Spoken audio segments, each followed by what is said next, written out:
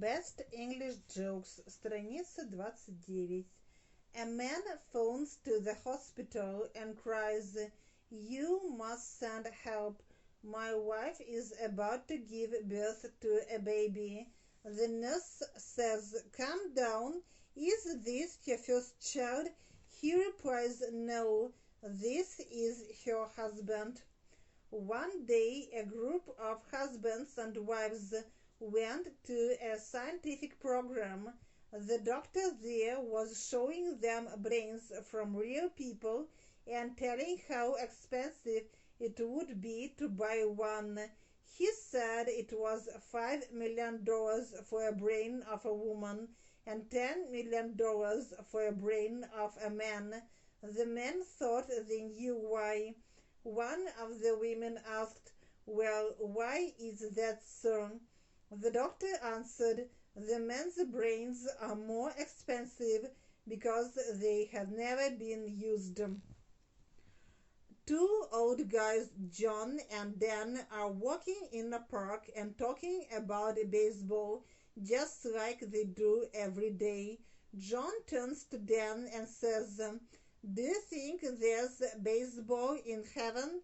Dan thinks about it for a minute and replies, "I don't know, John, but let's make a deal.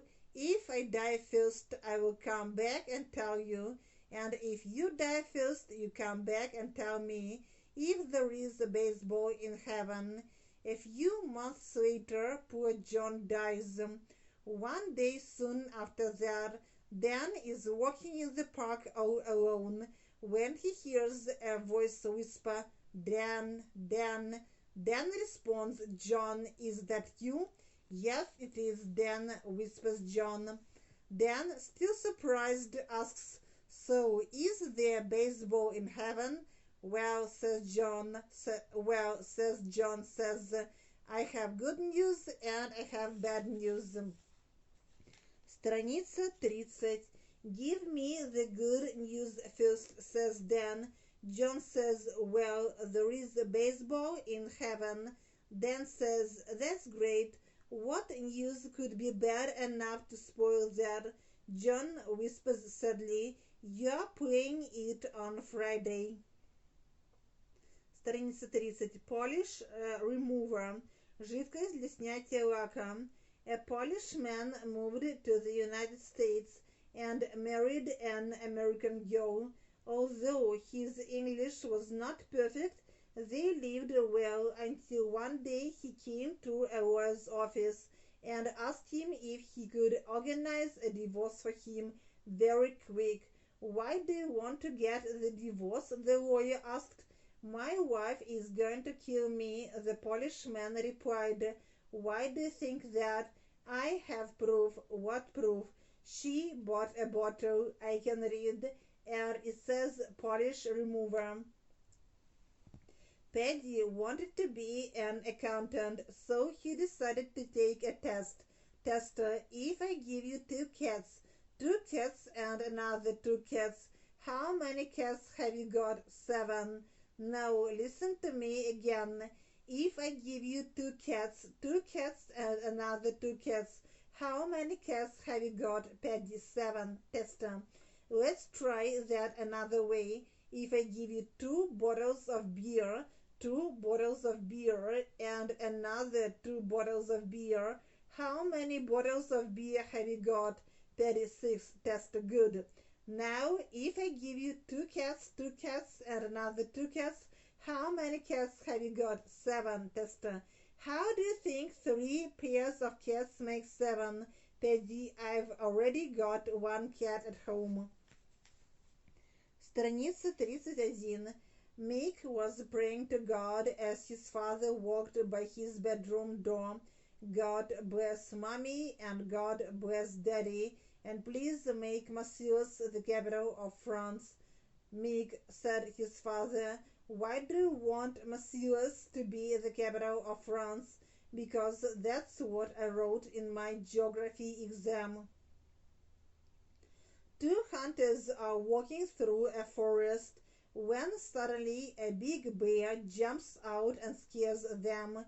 They run as fast as they can. One of the hunters stopped, opened up his bag, and put on a pair of good running shoes. His friend looked at him and said, "What are you doing? Are you crazy? You can't run faster than the bear." To this the hunter said, "I know all I have to do is to run faster than you." Father O'Connor walks into a bar and says to the first man he meets, "Do you want to go to heaven?" The man replies, "Yes, Father." Father O'Connor then says, "Leave this bar right now and go outside." O'Connor comes up to another man and asks him the same thing. The man also answers yes. Father O'Connor asks him to go out too. Father O'Connor goes to the third man and asks, "Do you want to go to heaven?" This time the answer is, "No, Father, thank you." Surprised, Father O'Connor asks, "Why not?" The man says, "I do, but only after I die." The Father O'Connor explains, "That's what I'm talking about." The man says, "Oh, I thought you were about to take a group there right now." Страница 32. Ice fishing. Подледная рыбалка. Ice rink каток. Mrs. Baker wants to go ice fishing. She reads several books about it, and finally, after buying all the necessary equipment, she makes her way out onto the ice. Then she starts to make a hole in the ice. Soon she hears a very loud voice. There is no fish under the ice. Scared, Mrs. Baker moves to another place on the ice and begins to cut another hole. Again, from the heaven, there is a loud voice. There is no fish under the ice. Mrs. Baker now moves away to the opposite end of the ice and begins again to cut her ice hole. Then she hears the voice once more. There is no fish under the ice. Mrs. Baker stops, looks upstairs, and says, "Is that you, God?" The voice replies, "No, this is the ice rink manager." A Scottish man and an Englishman are both fighting in a war and are caught by the enemy. "Before we kill you," says the enemy, "do you have any last wishes?" "Yes," says the Englishman. "Could you play the English national anthem before you kill me?" "Sure," says the enemy. "How about you, Scottish? Could you kill me before you play the English anthem?" An uneducated and poor American farmer buys a ticket and wins the lottery. He goes to New York to take his prize, where the man checks his ticket number. The farmer says, "I want my $20 million, to which the man answers, "No, sir, we give you $1 million today, and then you'll get $1 million per year for the next 19 years. The farmer says, "I want all my money right now. I want it and I want it." Страница 33. Again, the man patiently explains that he would only get $1 million that day and the rest during the next 19 years. The farmer, furious with the man, cries out, "Look, I want my money. If you're not giving me my $20 million right now, then I want my dollar back." A racist walks into a bar. He looks around and sees a black man sitting in a corner. The racist then cries out loudly, "I'm going to buy everyone in this bar a drink, except for that black guy over there." Everybody is very happy, and when he buys the last drink, the black man turns to the racist and says, "Thank you, man." The racist is a bit surprised by his reaction, but says nothing. The next night, the racist goes into the same bar, and again, there is a black guy sitting in the corner. So the man again says loudly, "I'm going to buy everyone here a drink except for that black guy over there." The people are again very happy. When he buys the last drink, the black guy turns to the racist and says, "Thanks, man." The racist is again surprised.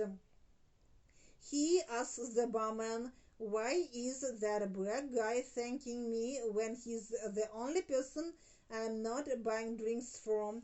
Well, the barman answers, "He is the owner of this bar."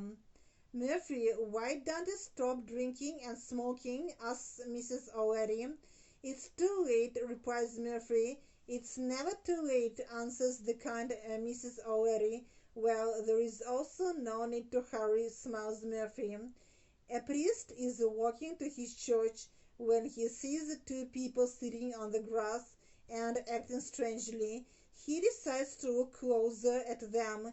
He walks up to them and asks what they are doing. The man says they are homeless and grass is the only thing they can eat. The priest says you can eat at the church.